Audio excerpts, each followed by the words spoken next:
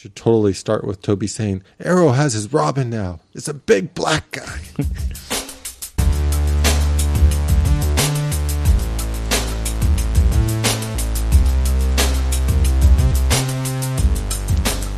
And welcome to the Comic Conspiracy episode number 84 for the week of November 19th, 2012.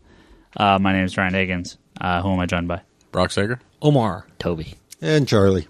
No one likes giving their last names on this podcast. Fine. That's Charlie fine. West. That's fine. I don't care. You can call Because yourself. he's related to Adam West. You can call yourself I wish. Charlie Wee. He's related to the Batman. You can call yourself whatever you want. I don't care. The gay Batman? Yeah, I'm not going to call myself Charlie Wee, No, thank you. But you know that Superman was fighting Charlie on direct-to-video this week, right? Huh? You didn't see my post on Facebook, did you? That was I guess pretty not. funny. Yeah, that was freaking awesome. Well, What did I miss? I picked up all this stuff from Best Buy. Like, I purchased it online and went to go pick it up in store. And they put your name after each thing you buy. So it's like, Bond 50th anniversary, Charlie West. Oh, And I did see that. Okay. and when I purchased Superman vs. the Elite, on the receipt it says, Superman vs. Charlie West. Nice. I think you'd win, Charlie. I think you got a leg up there. So does Jordan Fegley. He thinks he would win too. Yeah. I guess get a question here from Jordan. We'll get to that in a second. Everything is connected. Yeah. A bunch of questions here. Yeah, let's start with Jordan. He's got two questions here. Jordan, what's up? I got some questions here. Let's answer these. Jordan asked, any of you guys collect original art, pages, or sketches? He then also further goes on and says, when you get a comic-related tattoo. Now, I know Brock could talk about the tattoos. He's the only one here, I think, that's Inked? tatted up. You haven't seen my hat? No, I'm kidding. I don't think we want to. Well, comic book ink, I really only have one comic book related tattoo, and that's the Key to Hell from Sandman. Yep. Season of Mists. I haven't pulled the trigger on, my Batman logo across my chest yet, or something like that. So, I don't know. I've actually thought about doing a... Or shave it into your mustache. Oh, I saw that Did you picture see that? online. That was dumb. I've actually thought about doing a mural piece on my right leg of a bunch of just characters that I really like, and have different tattoo artists do each character. So we'll see. But no, comic book ink, I mean, I know people who have Superman logos on them. I know people who have gotten Batman logos, Yeah. Cool. Well, so tattoos. So tattoos what? I just don't get it. Yeah. It's a needle that causes pain. Omar, where's Why the would you Green get it? Lantern symbol? If I actually did one, I'd probably do one of Lockheed on my right thumb. That's awesome. So, Okay. yeah. So it's like, Yeah. Asian. It's my little dragon. Nice. Sorry, I'm recycling. I have some. I have a question. Some stuff. Recycling some stuff from Russell Peters. Peters last night. I know. I have a question though. Would his head be facing up or down? Of course, up, Okay. shooting at the flames of my cock. Hey now. But yeah, tattoos. Never understood them. Never. It's such a big thing. I've never understood why. What made you get them in the first place, Brock? Just Well, the first tattoo I Well, got. Brock, you know what we got to do now. The one day Ryan Ash will drink and he's totally passed out. He's going to yeah. get a large-ass tattoo on his ass cheek. Oh yeah. Green Lantern for life, yo. No, or Jeff Johns bitch for life, yo. This is Morrison's hole. Oh! Wow. Oh, what's the appeal for ink? yeah. I mean, explain it to me because I don't get it. Well, I mean, I always thought about getting a tattoo, and I actually thought about the first one I got, which is the Key to Hell, for like 6 years. Like, I seriously thought about it for 6 years. I didn't get my first tattoo until I was 23, and it was kind of just, I kind of was like, finally just said, screw it. It's on a location that I'm not going to see every day because it's on my back. So, and after I got it, I kind of had that like, oh my God, what did I just do to myself? And then it kind of just goes away. And when it's in a spot you don't notice every so often, you kind of turn around and go, oh shit, I got ink. But then from there it spawned into, down my left arm, on my right arm, my leg. Yeah, you have a lot. Oh, I know. I have a funny one too, but that's only for the ladies. I know. So, Okay. but Well, there you go. I mean, a lot of people. It's a Ninja Turtle. You don't want to know where. No. A lot of people like come into the tattoo shop to get like comic book stuff done. Like I've actually taken books in to some art books in and just some comic book stuff. Like, actually, I got, for my left arm, I do have some reference from 300 for the Greek stuff. But, yeah, a lot of people seem to like it, you know. Honestly, the only advice I can give people is really think about it. I mean, really, really think about it. I mean, put it on your desktop for years and years and years, and if you don't change your desktop, then it's probably a good idea that you're going to get that tattoo. But the other thing is really know what really know what you want, really, research the tattoo artist and stuff like that. Because, I mean, I've seen some really shitty tattoos that are, just half-assed done. So, and also placement is a big thing. Because you get it on one side, you're going to honestly feel lopsided. Huh. So, well, all right. So we're going to answer the original art pages. I was going to say, question? how about the original art question? For that, we'll go to Toby. Oh, Wouldn't it be more interesting if we ask everybody else but me? Well, you have probably 10 times what anyone else here does combined. So, but you've slowed down. Do you have just original sketches, or do you have any actual art pages? I have pages. But it's not as interesting as Ryan's All-Star Superman page. Oh, the penis page? Yeah, the penis page. Yeah. The quietly penis page? No, what was the original question? Just do we collect original art pages or sketches? Yes, far too much. It's an addiction I'm actually trying to solve. But you've slowly really weir myself off of it slowly. You've really slowed down the last year or two. Yeah. Just other things are a little more important to me right now. So. That shit ain't fucking cheap, man. Yeah. Nope. I say that. Yeah. Well, let's just say a friend of mine got me into it, and once I realized, look, I really want to do my own projects, I slowly got myself out of it. And also, I got to be honest, my collection is at a good point. I'm like, I got the things I really wanted. I'm fairly happy. I'm not greedy about it. I kind of got what I want. And you got the pieces you wanted by the people you wanted. Yeah, so. it's fairly it. I mean, I'm not the kind of guy that wants like 15 from one artist and and so on. I mean, I got what I want. I mean, except for the Mighty Jim Lee pieces, which I can't afford at all. So, well, you can't buy Jim. Well, yeah, you can easily too. Well, you can buy still have the cash. You can buy his pages. He doesn't do commissions though. No. Sometimes, occasionally for a charity and stuff like that. But right. It's money. Right. It's nowhere near my ballpark. No, but Jim Lee does not sit at conventions and do commissions. No. Actually, I do have two Jim Lee pieces. One, thankful to you. There's one time, I think there's a Twitter thing that went out, and was something tacos. Yeah, it was at WonderCon. That was actually the weekend I had the fire in my apartment. Oh. It was the same weekend.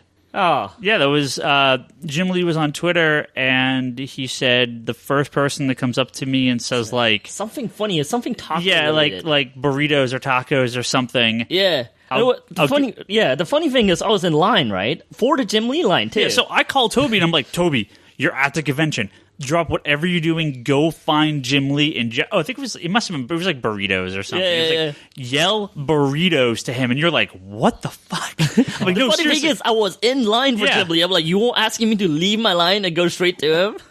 Yeah, and you did, and you got a I got a Nightwing. Yeah, it was really cool. Thank you very much, man. Yeah, it's super funny. Yeah, and years later, I got was it before? I got a Gambit and Nightwing head sketch, and that's pretty much the best you can do.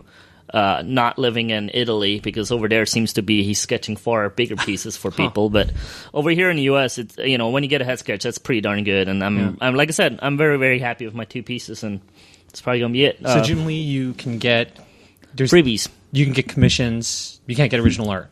No, you could buy original pages. Oh, but you can buy original pages. You could get free sketches. Okay, and it's pretty much the norm with him. That's pretty much it. That's like a standard. I know they post a lot on his Facebook page. They'll post here's the pieces he does for friends and stuff like that. But he doesn't do he doesn't do paid commissions. But he does really cool things though. I mean, he'll do a sketch, or he'll be at a what's it called, a panel. He'll be sketching one piece all throughout the panel. Yeah. And then he'd be at the end of the panel, it goes, blah, blah, blah, blah, question. And someone answers. He goes, well, you're the winner. Here you go. Or sometimes they tape it under a chair. Yeah. There's a lot of cool, Well, at San Diego, he hides them. hides in, like, if behind you can plants. if you can find one, it's yours and stuff like that. Yeah. So Jim does a lot of cool things. You got to give a lot of props. If he did paid commissions, he'd never work a day in his life. Like, he would never have time to do anything because people would be on him 24/7 about it. So I mean, there's no way he can do it. Yeah, I mean, I got a lot of pages from Skyrunner, which is a book that failed completely, and but I loved art in it. So by Ali Garza, I got some pages, Spider-Man pages too. Got a Terry Dotson page. I think 2 of those. But like I said, I'm very happy with my collection until I make millions of dollars and can buy those Jim Lee pages. I'm pretty much done. I mean, occasionally I go get 1 or 2. I think I got one at Emerald City Comic Con, but it used to be a time where I'd go to conventions and try to hit 4 or 5. But now I'm like, hey, maybe 1. So like I said, I'm fairly happy where I am. One thing I wanted to bring up, just because I came across this online this week, I don't remember the name of the artist, but the artist who's doing the Star Trek Doctor Who crossover, I guess, lost his house and stuff in the hurricane. Yeah. Eesh. So he's selling a bunch of his original art pages and stuff online right now to help recoup some of the cost. Oh, cool. Yeah. Let's see if I can find that. Yeah. Well, I mean, I got a few pages, not too many. I have that Jim, Frank Wiley. Frank Wiley, thank you. Page from it is I think it's from It's funny. Till you mentioned it yourself, I never saw it that way. But you mentioned it once. I'm like, oh, no, he's holding. I can't like unsee a flaccid penis. I can't unsee it now. So Frank Wiley was at Isotope Comics a couple years ago doing a signing. And I was up there, and he had some pages of original art, and he had sold a few of his bigger pieces. But I have like 2 pages or 3 pages of art prior to this. I buy so little of it. But All-Star Superman's one of my favorite comics. Frank Wiley is one of my favorite artists. And there was a half splash page. There was panels on the left, full page on the right, or full panel on the right side. And it's the page where Superman's hosing down the cage of Solaris, the sun god. And he's got this, and it's this giant hose he has that shoots out molten lava, because that's the only way you can clean out the cage. It's a great page, but in the black and white version, the uncolored version, it is a little phallic. Yeah. And of course, it's like super cocky. Yeah, and so of course one of my friends mentioned it to my girlfriend, and they were laughing the whole time and couldn't stop thinking about it. And then so I mentioned it to Toby, and Toby's like, "Oh my god, that's all I can see." So, but whatever, it's great. Sorry. That's funny. Yeah. But I have like a couple... It's funny though. Like Ryan never buys art, and then he just went for straight to top. See, all my pages are like $20 pages. No, I got like 2 like $30 Derek Robertson New Warriors pages and stuff like that. I got a couple cheapies and one from Blue Monday that's talking about the Smiths. And if I have like, I think that's it. Like I only have a very, very few. Yeah. I think my most expensive page was a double spread page by Pachalo, which I actually got from the inker Richard Friend for half the price they were trying to sell it for. Oh, nice. And nice. It's a double spread page from Steampunk. And it's the guys, they're traveling from one spot to another, but it's like this gigantic like landscape piece and like all these faces in the mountains and a lot of hidden stuff. The characters walking from one end, and because of the dialogue, it's not there, but you see them like walking from one place to the next, and it's a really, really beautiful piece. So I actually got that frame and have it on my wall. Nice. The artist on the Star Trek Doctor Who comic, his name is J.K. Woodward. And if you do a search, there's an article on Comics Alliance. Artist loses his home on Hurricane Sandy, raising money with art sales. So you can go to his website or the Cadence Comic Art and buy a bunch of his pages. Very cool. So there's a Doctor Who page. I might actually have to go check that out. Yeah. Well, yeah. There are literally pages from the Doctor Who Star Trek crossover. And stuff. So there's a lot of really cool stuff. Now, are those done in color? Because those look really darn good. I don't know. They look like watercolor. Yeah. It looks very heavy watercolor, so they may be full color. Wow. Yeah, that's actually... Wow. Omar, do you own any? Yeah, neither do I. I've looked into it, but... most people I know that collect original art, that's what they collect. They don't collect comic books. It's a pricey hobby. Or very little. Those years, I didn't collect anything else. That was it. So the majority of what they collect is artwork, so because it's so hard. Yeah, I'd like to get a couple Outsiders pages. Stuff like that's probably pretty cheap. Yeah. Depending, You well, just gotta find it. Yeah, you have to find it's it. more a question of gotta find it. depending on what. I'm actually really looking at the Powerpuff pages from #1 wow. because it was done by the creator. Yeah. #1 issue is actually done by Greg McCracken. Yeah. Fully cool. drawn by him, and those pages are not cheap. The same 2 pages I'm looking at, that I shouldn't even say this on this podcast because someone's got there is going to go buy them. There's these 2 pages that I'm really looking at, but they're like never dropping from like $500. I'm like, Really? can't do it. I saw this one piece in the store before. Tony, he brought in his highly coveted Ivan Rice Kyle Rayner. Yeah. And I was like, holy shit. Tony's I looked at got that. some nice that pieces. was badass. And I was like, just looking at it, it's so compelling to want to Yeah. just jump in. But, I mean, you got to throw down some cash. Yeah, you do. not Tony really jumped in. I mean, Yeah. like that. He's a huge Green Lantern fan, and he, for the listeners out there, he just jumped in. It was kind of funny because, like I said, I'm kind of a, I don't know. I collect and I put down the money when I need to, but some of the big pieces I just can't. Yeah, but it you seems know? like you support more indie artists or people that are connected Yeah. in some way to like animation. Or, It's, a lot Well, of part of that has to do with price tag. Yeah. Well, but Tony just went in, and his pieces are very nice. He's got a very solid, very nice collection. Yeah, I mean, there's 2 ways of going. You could, there's people that collect and they sell their pieces to get upgrade, to get a fancy piece. I'm attached to my pieces. I don't like selling my pieces. I like them; they're mine, and I don't want to upgrade. On the other hand, I could just like not get anything, which is kind of what I'm doing now, and get a big piece. But yeah, camera equipment more important. Well, they're not cheap. Yeah. We got a bunch of other questions here. Let's move on to one that I'm sure will. Let's wait a couple weeks on this. I got a question about MarvelNOW sales, but from Larry over at Larry's Comics. But I'm actually gonna. I want to wait I want to wait till at least this first batch of #1s are done before You we guys discuss read the any? sales on that. Yeah, No, Charlie, you're at I think fantastic, right? Yeah, we're gonna talk I've about read 'em that. all. Yeah. We'll talk about it briefly. We got Because I really liked Fantastic, actually. Yeah. Actually, both X-Men and Fantastic. Yep. Actually, I was fairly happy with both of them. Let me get one more question here real quick. This is an easy one, as we'll see how this goes. This is from Michael. Must be a new listener to the podcast because I think this is. Oh, I shouldn't say that. This may not be a very obvious question. Let's see what he says. So, if you had to pick between the major 2 comic book universes, Marvel and DC, which one would you pick? Oh, if you had to pick one, DC. like just I'm assuming to read forever or not even that because I think reading, if you think currently, if like just you have to pick one entirely, and that's kind of a hard question because if you pick DC comic books, that means no Marvel movies. If you pick Marvel, that means no DC animated shows, right? So I mean, that's a really tricky question, but gun to your head. DC. DC. Think so? I can't do it. I'll rather walk away from both of them than pick one or the other.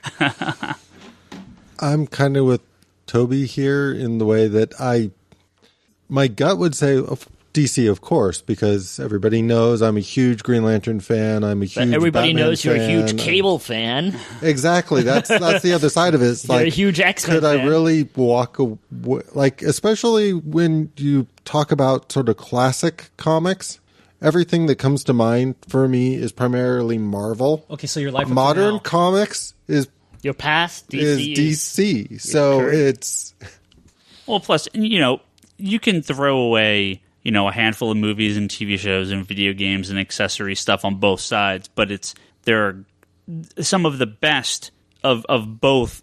Some of the best is on both sides. Yeah. So DC owns TV, Marvel owns the movies. But then DC has Dark Knight, and then Marvel has like Avengers, Earth's Mightiest Heroes. So they both have really good things in the Universe. in the other universes outside of comic books that each own.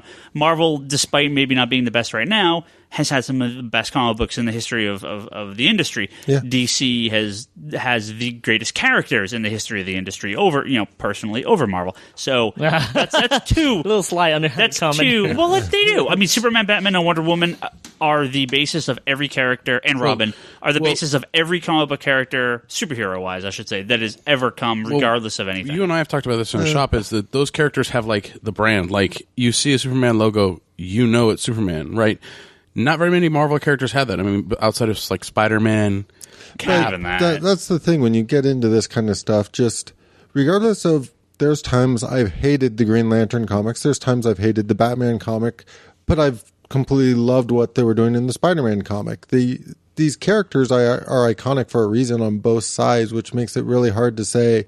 Just because I would choose DC today doesn't mean DC would be better 10 years from now. Right.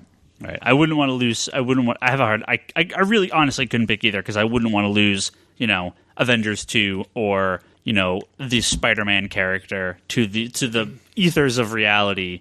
If it meant, we did not answer the question. No, it's really. I know you and I took we have some balls. We grabbed our balls. We coughed, and then we fucking said DC. It's a hard question. Fuck that, because if neither Marvel or DC exists, there would be some fucking dope ass indie comics.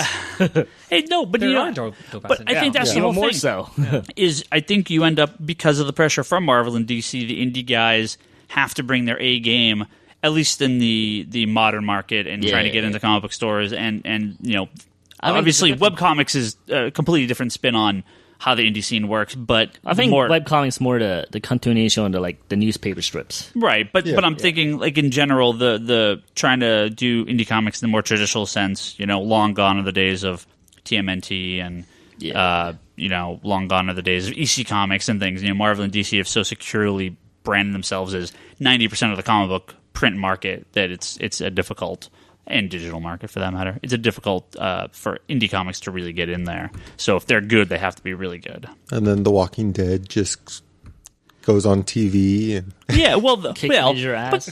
but there's been a long history of independent comic books having successful TV careers, whether it's TMNT, whether it's The Tick, whether it's there's got to be some movies. Yeah, but those Ghost World, sure, the movies. It's a history of violence. Yeah. But those Crow, exactly. Success in the sort of entertainment industry translates really well. Like, as a kid, I can tell you I never bought a single issue of Teen Mutant Ninja Turtles, but did I read the crap out of the trades that were available and everything? Well, we're going to move on to a handful of news things because we got a few here. But I do want to come back to that Marvel Now thing because we're going to talk about Marvel Now. But before we do that, possibly, there's actually a lot of Marvel stuff to talk about this week. Possibly the biggest news we've had in, I want to say, the year, maybe going back as far as a decade. I don't know. This is huge. I kind of flew under the radar for some guys here, but this is fantastic. New Warriors Omnibus Volume 1 hardcover are officially solicited by Marvel. Toby, what's up? You ready? I'm in. Are we in? Okay. This is the biggest news ever, right? We all agree with this. Bigger the New 52. I have a bigger question. than the Avengers movie. You right? should be mad. I have a though. You question. should be like, fuck, after I went and bound it, you guys released it? I'm going to buy the regular cover. I'm going to buy the Mark Bagley DM only cover. I'm in. Okay. Now that they're never going to do another one. I'm waiting for you to say, and I'll buy one for everybody on the podcast. And you're getting a New Warrior Omnibus, and you're getting a New Warrior I don't have to Omnibus. order it. I don't have to be no longer in. I'm getting. I am, of course, somewhat joking. However, man, I am super happy that they're doing this. So I have a omnibus. question. What's happening? Marvel puts out New Warriors Omnibus Volume 1, but they can't put out an Annihilation Omnibus? All Are you retarded? I'm worried about is, and here's the thing. Here's another reason I can't pick. Even though DC may be my favorite comic book company, New Warriors is my favorite comic of all time. So I can't pick between Marvel and DC. It's split.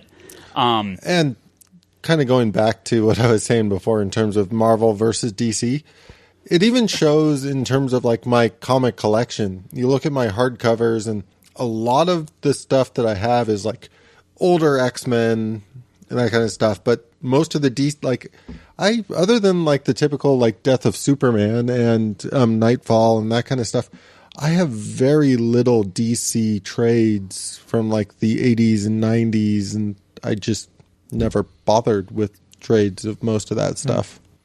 But That's why you bind I it. have lots and lots and lots of Marvel's been older stuff. Strangely enough, because DC was so strong with the trade paperbacks for such a long time.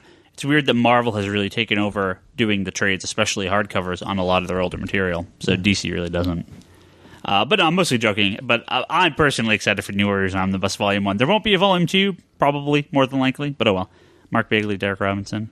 Maybe if you buy one for everybody on the podcast, there'll be a... Why is written by Dan Slott? Oh, that's right. Dan Slott wrote some of the backup stuff back then. I forgot about that. Nice. Well, that's awesome. That's all I wanted to say about that. That's amazing.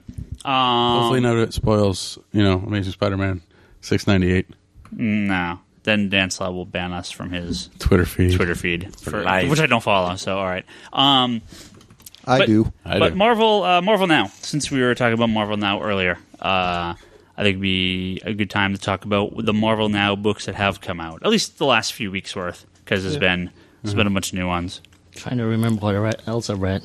Well, there was Deadpool, Iron Man, Fantastic Four, Thor, X-Men Legacy, and all new X-Men. And Uncanny Avengers. Uncanny Avengers. Oh, yeah, that's the first came out a month ago. And Avengers Assemble, which is number 9, I think. Oh. That is under I'm talking about number ones. Right, but it is under the Marvel Now banner. Yeah, but if you're going to do that, then you also have to do the Red She-Hulk. Yeah. And, sure. Well, okay.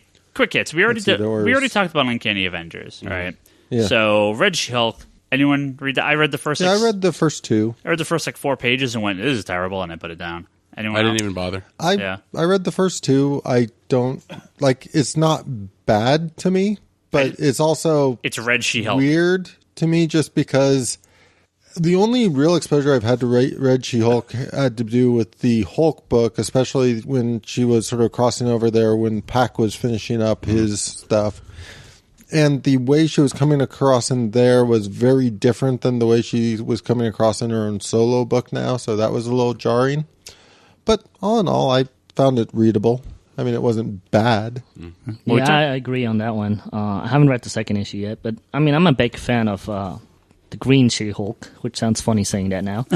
And a lot of things I'm like, why can't they bother doing that with a Green She-Hulk? But I don't know. For now, I'll keep reading. So nothing great, nothing bad. Well, we talked about Uncanny Avengers and A+X. I'm just going to get on a list here on Wikipedia. This makes it easy. All New X-Men by Brian Michael Bendis and Stuart Immonen, I thought was complete trash. Totally terrible. Why? Because he hates Bendis. Well, because he hates Marvel. No. Because he hates... There's a laundry list of things he hates Bendis. Less so of that. No, seriously, why? The pitch for All New X-Men sounded really cool. That the original 5 X-Men come to this post-apocalyptic future, also known as the current-day Marvel Universe. Mm-hmm. The first issue, however, is them complaining and Professor Magneto and White Queen and Cyclops. I'm actually really curious about what you're going to say now, because you might have read a completely different book again. No, it's All New X-Men, right? I'm just continue. I want to see what your opinion was. They're running around. Apparently, he's out of jail. I didn't read Consequences. Yeah, so. Consequences number 4 had him break out of jail. Okay, that's fine. And they're doing their thing of getting new bad mutants, so that's fine. And Beast, for some reason, is going through another mutation. Because you can never have enough. And I would like him restored as the Beast rather than the Lion. And out of nowhere is suddenly back in time with no explanation or no... Well, he's had time tech since the whole Messiah War. Yeah, and that but he's just like, I don't feel very good. I'm tired. And now I'm talking to Scott Summers, who's like 12 years old for some reason. Not 12, but you know what I mean. He pulled the... Iceman gave him the idea, and he said, you were right, and gave him a smirk. There's very little set up to this time travel. Hold on. So Beast goes back in time and is trying to get them to what? Like what? This is stupid. If it was like they were randomly thrown into the future, that sounds like a cool idea. They're trying to figure out what's going on. That's what the solicitation made it sound like. That's what it sounded like. Beast going back in time and grabbing them and telling them, "Hey, 18-year-old Scott Summers, come yell at your 30-year-old self." Like what? Like that's really and it's Bendis. I mean, I just don't like Bendis. Well, but in a time where Professor Xavier is not there anymore, that's actually not too bad of an idea that you have the younger self to go talk some smack into your older self. Well, I just found it kind of from a pure reading sort of interpretation that tells me something's really wrong with Beast because he's one of the few people who should know better. Yeah, well, yeah. I just don't think he... Well, you got Cyclops going wrong. Why can't Beast do something? Well, that's sort of my point is with the mutation and the way they set it up in the beginning, I'm actually a little more fascinated on what's going on with Beast because out of all the members of the X-Men who may have thought it's okay to go meddle with time, he would have been one of the last people I would have expected to go, you know what the way to solve this is? some complicated time travel stuff messing with the past. Yeah. He should have known, like, he should have been the one warning other people not to do this. So the fact that he seemed to think it was okay kind of was reminiscent of season 7 of Red Dwarf. With the way that Crichton... See, Charlie was just fishing for something to bring in there. Yeah. Well, no, it's just the beginning of season 7. Basically, Lister alters Crichton to not have a problem with time travel, even though Crichton's the one who would be dead set against it normally. Well, the thing like you said, Cyclops being broken, I didn't even know he was broken out of jail. I wasn't reading Consequences. Yeah, that's fine. So it's a little like, okay, well, he's out, he's recruiting now. But I think the biggest problem I had was at the end of the book, when Beast is talking to younger Cyclops, he's like, well, if Xavier was here, he'd just mind wipe the whole fact that, we talked, you did anything, which basically explains how they're going to negate what you were talking about, where Beast is like, he should know better, but he's like, Xavier will just mind wipe him or whatever. And that's like, okay, you just gave me your out. Yeah, but that's assuming nobody dies. Nobody's going to die. Yeah, but Beast is the kind of, as I said, Beast should have not messed with time if he was thinking. Is this going to be like Age of Cyclops or something? Like, probably. Well, the bottom line for me is I don't have a problem with the explanation. It just makes me think something's more wrong with Beast than they're. What is Beast mutating into? The Dark Beast that we've seen before? Oh, I love the Dark Beast. Is that what his mutation is going to be? Is we're finally getting to the Dark Beast? Whenever anyone brings up Age of Apocalypse, I just have to say the Sugarman is the worst character that's ever been created. I agree with you. Don't like the Sugarman, but I like Dark Beast. Sugarman, Dark Beast is sick. Worst comic book character ever. Omar, did you read this yet? You check this out? Do you care? I've read 2 of the 9 books, so obviously we'll get you. I'm yawning. I gotta say though, one thing that did bother me about reading the book though was Cyclops seems to set it up kind of like Xavier, to go, hey, you're a new mutant, we are here to help you. But what threw me off was like, because there's a girl in there that freezes time, and when she unfreezes time, the cops are there, and then Cyclops and Emma and Magneto just beat the shit out of all those people. I'm like, the fuck? You could done things like normally, but you choose to make a giant circus about it. So that's the one thing that kind of bothers me about the book. He's basically leading the new version of the Brotherhood. Yeah, no, and I actually kind of like that idea. I just kind of figured it's funny that he would go about it that way. But I actually really enjoyed the book, and I really like seeing where Cyclops is going with this, because he's been fucking boring for the last 10, 20 years. But the easy evil Cyclops is fun. The easy out though is always going to be, there's a little bit of Dark Phoenix left in him. We purged that last bit out. Back to normal. I don't want that. I want seriously Cyclops to do his thing now. He's been a Boy Scout for so long. Every Boy Scout loses it once in a while, so this is his turn. Well, let's move on to Deadpool here. I didn't read it. It's Deadpool. I can give 2 craps. I read it. Yeah. I overall enjoyed it, but there was some stuff missing from it. In fact, we talked about this last week. Yeah. Okay, well, let's move on to Fantastic Four by Matt Fraction and Mark Bagley. Woohoo! Space road trip. No, it's fucking... It's good. It's Star Trek. Boring. It's awesome. It's Fantastic Four Star Trek. Who's writing that? Matt Fraction. Yeah, it's Fraction trying to do Hickman really badly. Yeah, so Jonathan Hickman's run on Fantastic Four was probably one of the best runs in the book period ever. Incredible. Yeah. The first issue was okay. I actually talked to a lot of people who were like, this is maybe the worst book I've read in a long time. And I was like, I didn't hate it that much. I thought it was okay. But it's just the Fantastic Four or something is happening, and Reed is grabbing them and the kids, throwing them into space for a year for them, but mere minutes for the rest of us. And Sort of. Maybe, apparently. Since we're gonna have some really cool new Fantastic Fours coming in. Yeah, so it's cool that they're like, we don't want like, there's a line like, what does he say? He goes, we're not looking for action, we're looking for adventure, something like that, which is cool. Yeah. If it's a year worth of the Fantastic Four flying around space and seeing some cool stuff, and it also has that lingering kind of Reed. Something's happened. Something's wrong with Reed. Well, right. Well, so it's like the dad's last hurrah with his kids. I read it as exactly. There's nothing in where he is currently that's going to solve this. His only chance to solve it is to go places where he's not been currently, but he doesn't want to leave his family behind. Yeah, that's awesome. Reed Richards' powers are basically breaking down, and he assumes that they're going to break down for all of them. for the entire Fantastic Four, and I assume their kids as well.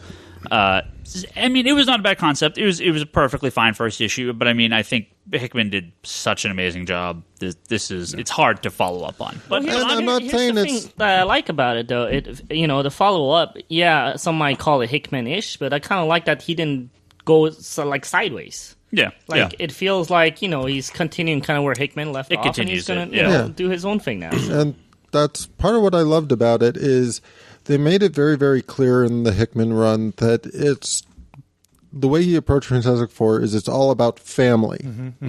And it looks like that's how they're starting this new run with Fraction. It's still got that same sort of feel and message to it. So your family is pretty big now. I'm perfectly okay with that. I like it when you can have a good starting point for new readers where it's not horribly jarring for current readers. That was one of my few complaints with all new X-Men is the fact that I hate it when they do this. They sort of set up a status quo and then upset the status quo in another book like Consequences, which I'm glad I read, but there's a lot of people who didn't. So going from reading AVX to reading all new X-Men, which a lot of people did, is a little jarring because the status quo changed between those two books. Yeah, very, very quickly. No mention of what happened. Yeah. So, but I mean, all in all, this is what I like to see. I like to see that at the end of the Hickman run, this is where the Fantastic Four were. At the beginning of this run, they're still there. The spirit's still the same. And now we're going in a whole new adventure as it is. Yeah. I'm all for that. Yeah, me too. I just hope it doesn't turn into Fantastic Four RV. No, I really do think it's going to be like Star Trek-y. Yeah, I really do think it's going to be undiscovered space. We're going to go research with a bunch of little kids and do a school thing in space. I actually Maybe they'll bump into the Guardians of the Galaxy. Yeah, well, Fraction is really good with time travel too. I mean, sci-fi and time travel. If for anybody that reads Casanova, they know that. So let's move on to Iron Man by Kieran Gillen and Greg Land. Both of who I actually, for the most part, enjoy. Greg Land definitely brings the cheese porno face copy from time to time, but overall I actually don't mind his art too much. Kieran Gillen I normally like. I have no idea what this issue was about. I completely forget. It was pretty mediocre, and I don't even remember the plot, so I must not have liked it very much. It was along the same vein as they were trying to keep what Fraction had done with his Iron Man. Not really, though. Well, the earlier Iron Man stuff, not the stuff that had to cross over with Fear Itself and no, I'm talking about with how the series ended. It felt like a completely different pickup point compared. There's just little settled reasons it's different with the way that he sort of left Resilient and then he was back saying I'm leaving Resilient. It just was a little jarring with the way it was done. The way it sort of ended the previous issue and jumped into this issue hold on. retconned. Previous in Iron Man, before they relaunched it, he had been attacked by the Mandarin, was captured, was basically set up to, in a kind of Iron Man movie takeoff, kind of build him stuff, and he was able to build himself and a bunch of the villains that were working for the Mandarin but were kind of wanted to escape. Built him armor. He got out. He beat Mandarin, obviously. He got out. Said thank you, and then if I recall, was basically leaving. And he said, I'm out. I'm going to outer space. I'm going to go fly around. I quit Resilient, which was this new company he had formed with Pepper Potts, and he's like, I'm taking off. And then this series happens, and he's hanging out on Earth and being Tony Stark and shaved still his working beard with Resilience. Or shaved his mustache, and it was very jarring. I do remember that now, but I seriously don't remember what happened in this issue. So someone remind me. Somebody stole the extremist technology. Oh, that's right. Oh, that's right, because it's totally going into Iron Man 3 movie. That's right. But I didn't like the fact that part was jarring. Like you, in general, I like Greg Land. I've always liked Greg Land ever since Sojourn. I did not think this was his best work at all. There were a lot of his Uncanny X-Men was better. Yeah, this was pretty poor art from Greg Land. Yeah, so all in all, I was kind of excited for a new Iron Man, and this just felt so flat to me. Yeah. Now this next one, Thor: God of Thunder by Jason Aaron and Asad Ribic. This is the best book to come out of Marvel now so far. I thought Thor: God of Thunder #1 was fucking fantastic, and Jason Aaron, I love Jason Aaron so much, but his Marvel work outside of Wolverine and the X-Men to me has been very poor. This, to me, was easily my favorite book that I've read so far. Basically, Thor in 3 different periods, as a young god, as the current Avenger, and as a future, very Odin-like, the last surviving god. He is at his, on his throne, fighting back armies constantly, and it's kind of like, oh, this is my last day as a god before I die. It looks between, the first time he meets this god killer, the current day where he's fighting the god killer, and then the end of his life where he's going to probably fall against the god killer. Very cool story set up. I don't know how long they can play this out like this, but if they can do this for a couple of years, I think we're looking at one of the better Thor arcs from recent memory. I like Straczynski art. I like the art. The art was awesome in this book, but Asad Ribic's amazing. To me, the fact that, as you say, it sort of starts in one time period, and when we say starts in one time period, it's like they just sort of give you the hook, like, okay, so now I'm looking forward to seeing where this is going, and then it jumps, and then it mentions a little bit from that previous time period, and then it jumps, and I can handle that for a first issue, but if every single issue is like this, it may or may not. It's going to be like reading Lost. The comic. It could be, but Lost handled it a little bit better, in my opinion. It could be one adventure in the past, and the next issue is in the current, the next issue is in the future, and it kind of goes back and forth. Well, I understand Charlie's viewpoint of, yes, if they keep this kind of broken up story, it depending on how they do it, it could work or it could not. I actually enjoyed it. It was the Marvel title that I actually enjoyed reading. Because Such a I think hater, Brock. I know. I think because, like you said, it gave us a nice kind of view of a young Thor, right? Who a god that's kind of just coming into his own. He's arrogant. All he wants to think about is drinking beer and getting vagina. I know I said vagina. And then when we see him in the the present kind of time period, he's older, wiser. He still has a little bit of that, stubbornness to him, but you've seen him growing up, and then we see kind of the battered, kind of not necessarily beaten, but weathered god at the end. So we kind of get this nice overall feeling for who Thor, the God of Thunder, is just in this first issue. And I thought they did a good job. Jason Aaron did a good job with that. Now, seeing where it goes from here is the interesting thing, because it's like, are we going to keep seeing 3 different time periods? Well, and even if I guess here's my only kind of hope for making that work for me, is because this is one of the most common complaints I hear in some ways about the 52 and Countdown, is when you jump around too much with too many concurrent stories, even if they're concurrent stories involving the same character, it's kind of jarring. So if they go from this issue's in this time period, then this issue's in this, by the time you get to the next issue in that time period, you're going to be going, what happened 3 months ago? So the only way I could really see this working for me is if they complete one of those stories in the first arc, and then the next arc is the modern day, and then the next arc is that. I could see working for me. It really has to be handled properly, or it's going to be really hard to follow. And Thor dies in the second issue, and the rest of the story is just that flashback of your whole life before you die. It could be. Could be. No, Omar, you said you read 2. Which did you read? Deadpool and Uncanny Avengers. Oh, okay. What do you think? Oh, we talked about Deadpool already. Yeah. So, Both. I'm sorry. Both. No, don't worry about it. I loved them both. Thor, I just love. I'm a big fan of Asad Ribic, but I really like what Fraction did in the last version, and before that, Straczynski. So the end of Fraction stuff was that I had to stop reading it. It got so bad at the very end. At the very end, no, I agree. With the death god metal, the death metal god thing that the kid silly. Created, that was ridiculous. That was writing. He was doing something for somebody else. Probably a fan or something. Yeah. X-Men Legacy by Cy Spurrier and Tan Ang Hot. Complete and utter garbage. I didn't read it yet. I want to.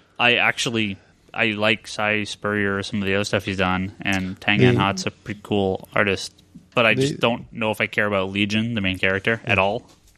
The art's good, but the story and the way it's done and stuff is very, in general, I could see being kind of into a Legion mini-series or something, but an ongoing with the way they're kind of setting up, unless they give the book a very, very clear direction within the next issue, and even then, I'm not 100% sure I will read the next issue.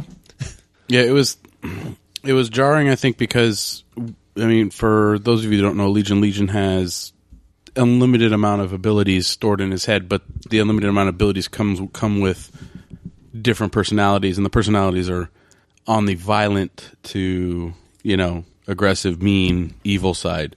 So it's like he's trying to contain all these things in a prison in his mind. And I mean, it's an interesting concept, but it's kind of like we've seen this stuff before with Legion. So it's kind of like old, they're giving us old information just in kind of a new take, but I wasn't impressed.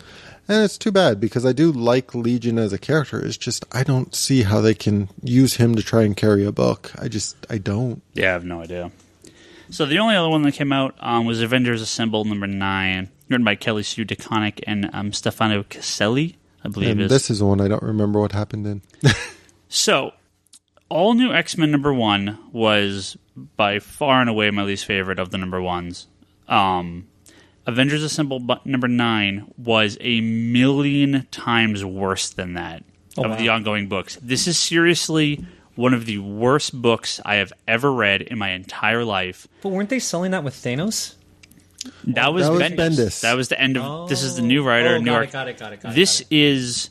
I struggled every page to read this book. I remember what happened in this book now. Yeah, Charlie blocked it out of his memory. That's how bad it is. You mind wiped it. Xavier came down and went, forget. I honestly don't even remember too much about it because I was mad at every page that I read. I seriously want people to read this and to buy this book and read it just so you can tell me that I'm right. It's because the Hulk and Iron Man are racing to find out what happened to like a bunch of scientists. Yeah. They're racing in cars? Bendis? No. That would be cool if they're in cars. They basically... Fast and Furious Iron Man versus Hulk? Well, they basically split up the team and they're like, hey... I bet we can save this crisis before you guys can. Okay, let's have a race. And by split up the teams, we mean like it was Hulk and... I can't remember who. Spider-Woman? Yeah, that sounds right. Do you put that over on that spinner rack? On the kids' rack? Yeah. No, and like Spider-Woman like uses her pheromones on Hulk and like Hulk makes her a sandwich or something like that. No, I think did you say? I don't know. Yeah, he makes her a sandwich. And then Thor and Iron Man are like the other team. And it's basically started with Bruce Banner and Tony Stark pretty much making this weird bet because Tony's all about technology and Hulk is all about smashing things. She took Brian Michael Bendis and the Robert Downey Jr., right, mashed them into a ball and expanded them by 10 million % and infused that attempt at comedy and witty dialogue into this book, and it made me want to murder children. I wish I could have taped worst. I wish I could have taped Ryan reading his comic book. I seriously got like you should start doing that, recording yourself reading comic books. I got like 2 or 3 pages in, and I'm like, "Fuck you, Paige!" I can't believe. Fuck you more, Paige. Is this like a really bad Avengers Gold team, Avengers Blue team? No, I don't know what this is. This is seriously the worst. Smack talk the Gold and Blue team. I had this feeling. I had the same kind of feeling while I was in Vegas this weekend because I was super drunk, right? And then this like stripper sat on my lap and asked for a dance, and she was so nasty. And that's when you. No. And I turned her. I feel Ryan being angry. No. I turned her away. I gave her money, but I bought it for this one dude that was like across from me. That I was like, I just wanted to see how he reacted and everything. But I had enough of my wits to do that. But he returned to sender. Who returns a lap dance? And then she put her stinky B.O. titties in my face, and I totally threw up all over her. You threw up on a stripper? Yeah, at Treasures. High five. Good job. Nice. I think if you were to throw up on a stripper, that's still better than this comic book. Really? Throwing up on a nasty stripper? That's just awesome. I can't. Did she get the message? Yeah, nice. So did I. I got booted. Words. I seriously want people to read this book so they can tell me. Is this book better if you just flip through and don't read it? The art's pretty rough too, but it is I can't. Charlie, are you with me? It was really, really bad. It was really bad enough that I had that same problem you did, remembering what happened, and then when I came back to me, I'm like, oh yeah, that's where they jumped the shark. Yeah. Because I actually thought the Bendis' run was okay. I mean, it's Bendis, right? He's fighting Thanos. I mean, it was kind of a cop-out ending, but the arc prior was... Come on. Be honest. It's just it was okay because now you're comparing it to this book. This is like Batman Odyssey level bad.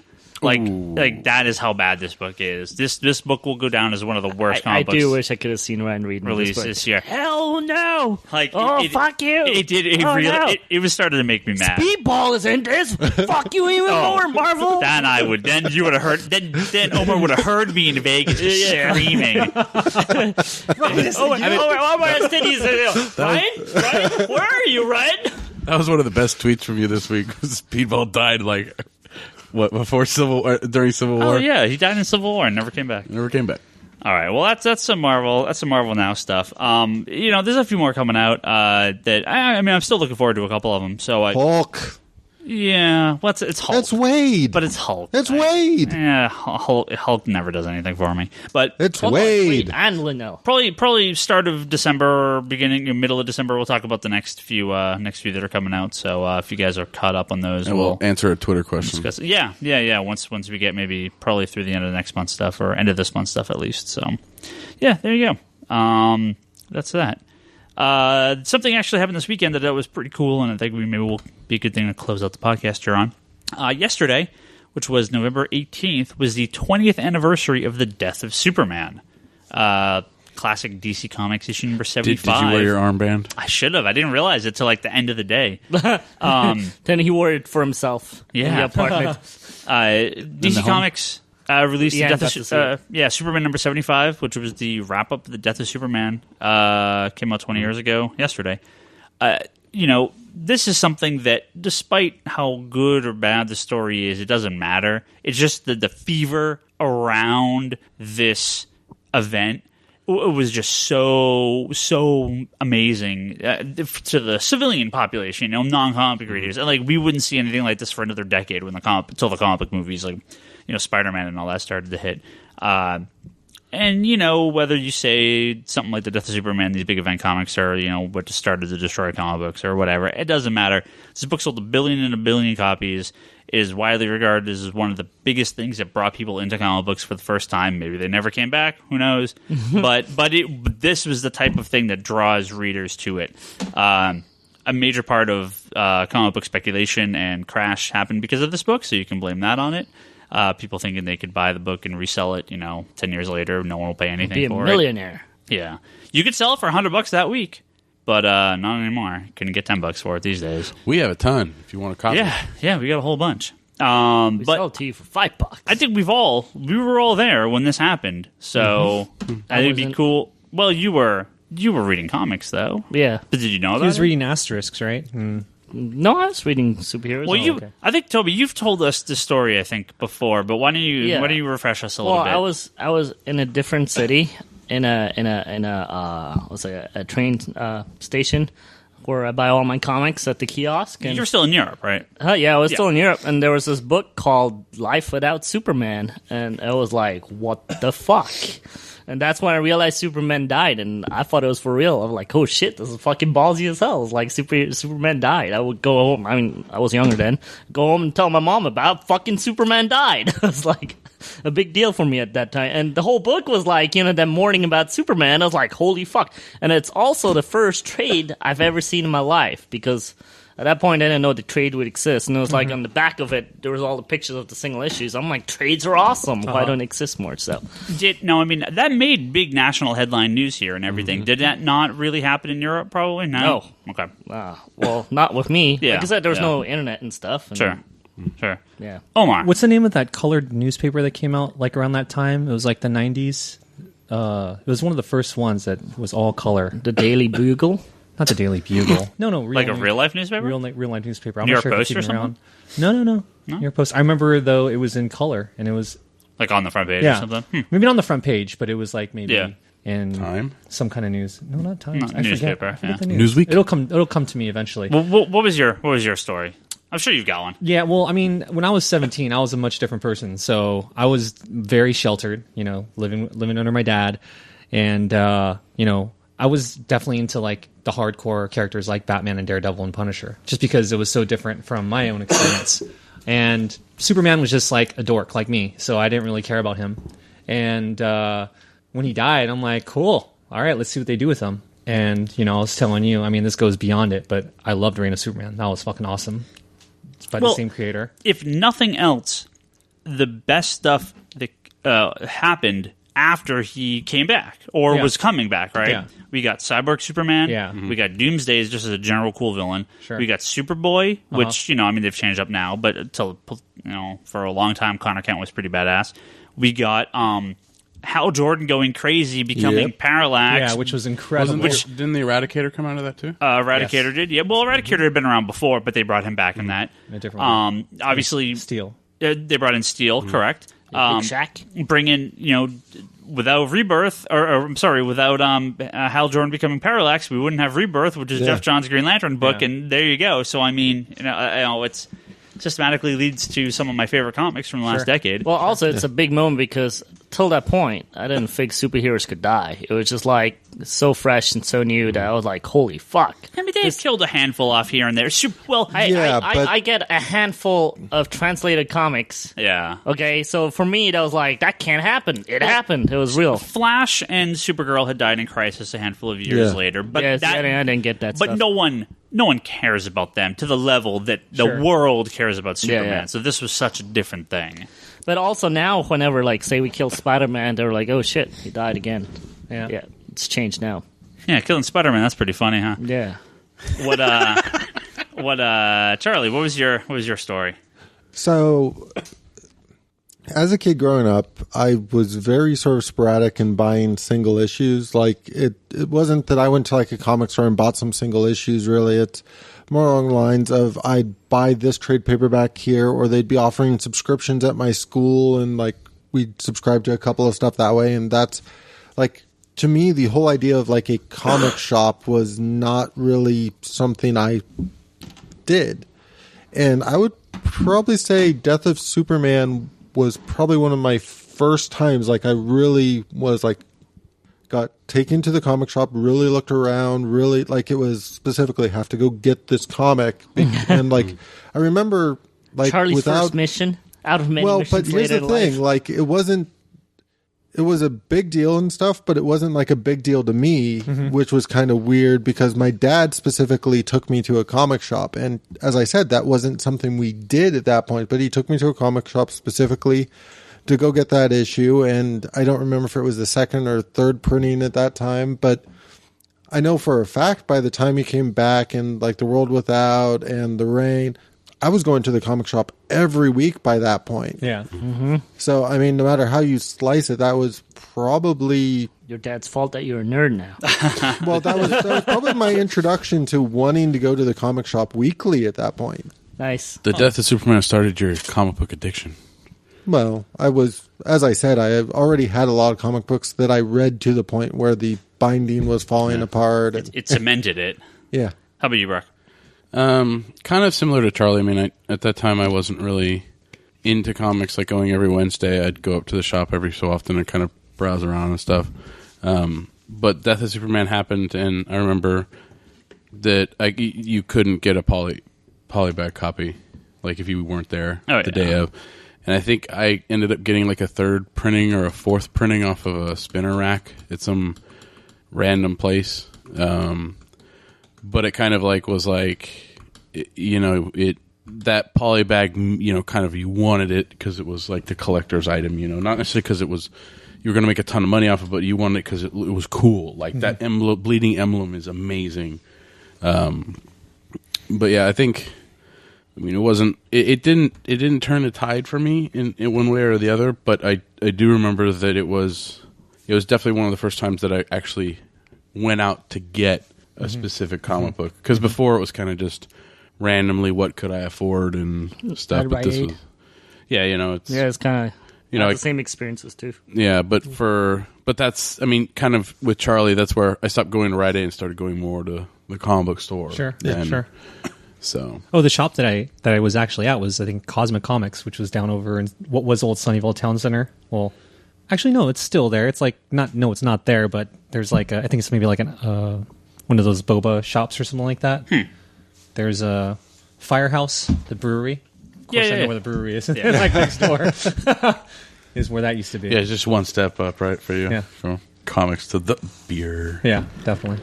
Well, I have a pretty important story about the death of Superman for me, at least. Origin of Ryan Higgins. Yeah, it literally Dun, is. dun, dun. I mean, I think I mentioned this kind of briefly on the podcast before, but And on Facebook. yeah, I did last night. But realizing it was the 20th anniversary of the death of Superman, that's also the 20th anniversary of the first day I worked in a comic book store, which would lead me to where I am today. So without you, Superman, without you dying, I may not have, maybe this would never have happened. Who knows? Ryan would be a hipster at a record store. I could be. Oh, big time.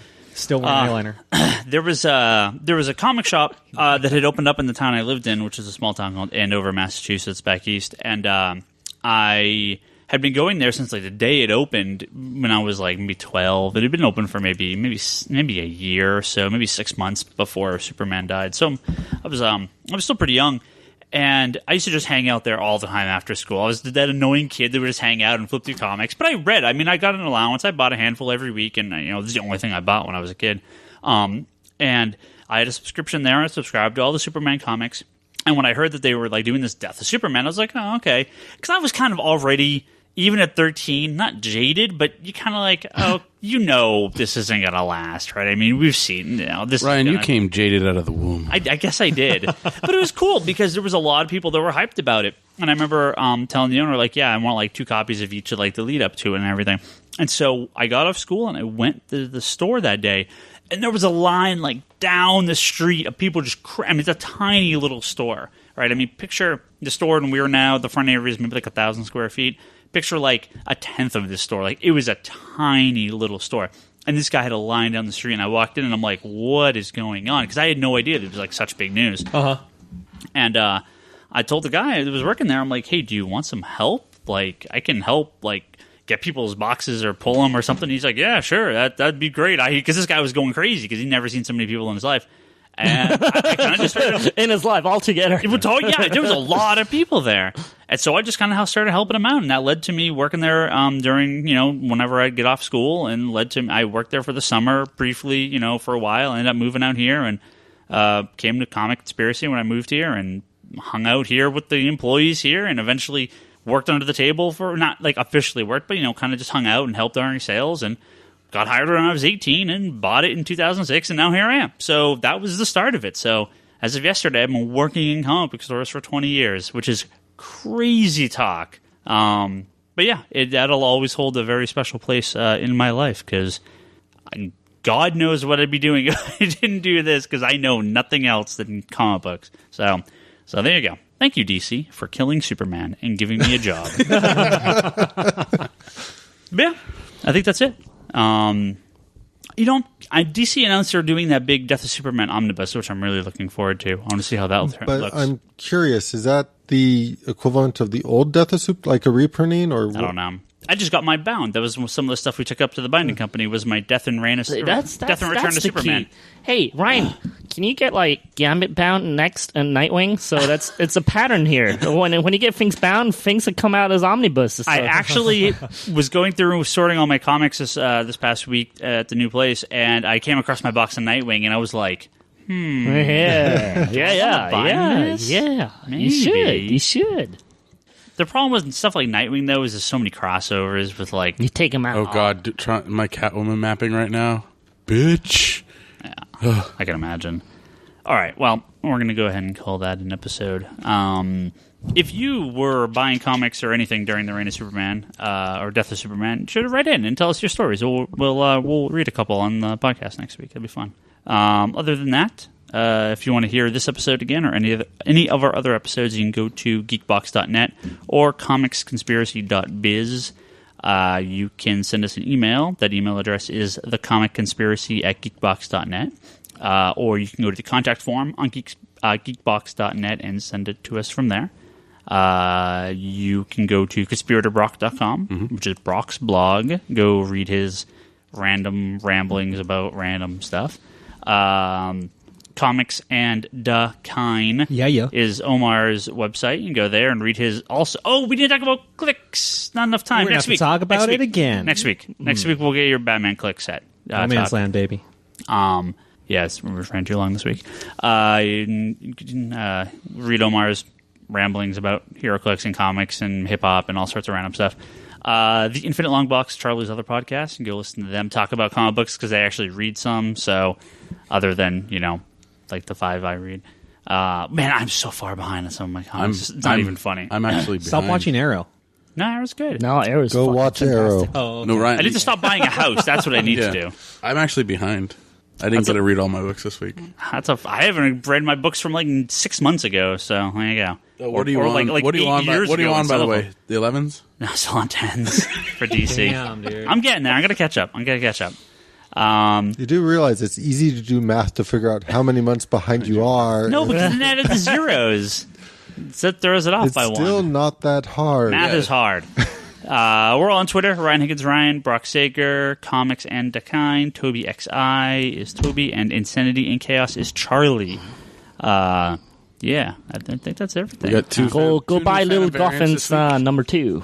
What's that? Go buy Little Goffins number 2 on our digital site. Oh, yeah. That's just went It's up. a turkey issue. Yeah. Yes, As I in need to good get that.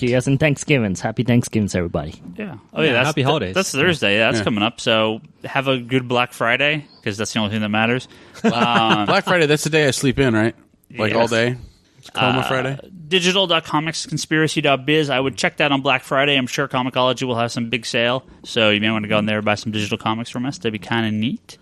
We will have the. Yeah, that's it. You can pre-order the new Phantom variants for this week. Oh, God. What are they? The Phantom variants, so we've got a bunch of those up Indestructible still. Hulk and Captain Hulk and America. Cap, I'll have those up later tonight. We still have Deadpool. We still have Great Pacific #1. Which was really good. I highly recommend it. It's good. Great Pacific, yeah. Pacific's I good. got to read it still. If you can order the regular covers, please order one. Sold out. We also have... Trade someone. Put back a regular cover yesterday. Where is it? Well, it may still be over there. Ooh. I can't remember what the other one is we have. Deadpool. I still have some Deadpools. Yeah, still have some So- Deadpool, still have some Fantastic Four, and still have Yep. some Yep. Great Pacific. Great Pacific. So you can go on our website and check those out. We're also going to have, the Cap, and those will go up this week. Cap and, what was it? What did I say it was? Oh, Indestructible Hulk. So those are there. And we're taking pre-orders for Justice League of America #1, the 54 combo pack of all the different various versions. $129.99. $129.99. That's $4 comic book, 54 comics. That's over $200. Bam, $130 if you want all those. When do you covers. have to put those orders in by? I got about 6 weeks. Okay, Got about 5 weeks. I need to get that order form up for you. Yeah, for the so shop. if people want that, you can go on our site, comicsconspiracy.biz. There's a pre-order page on there for that as well. You can just pay through PayPal or call us at the store and order. Either way. And that's it. We'll catch everyone next week. Have a good Thanksgiving. Have a good Black Friday. Have a good Cyber Monday. Have a safe Black Friday. Yeah, don't go to Walmart. Don't get trampled. Don't get shot. Don't spend too much on Amazon on Monday. And we'll talk to everyone next.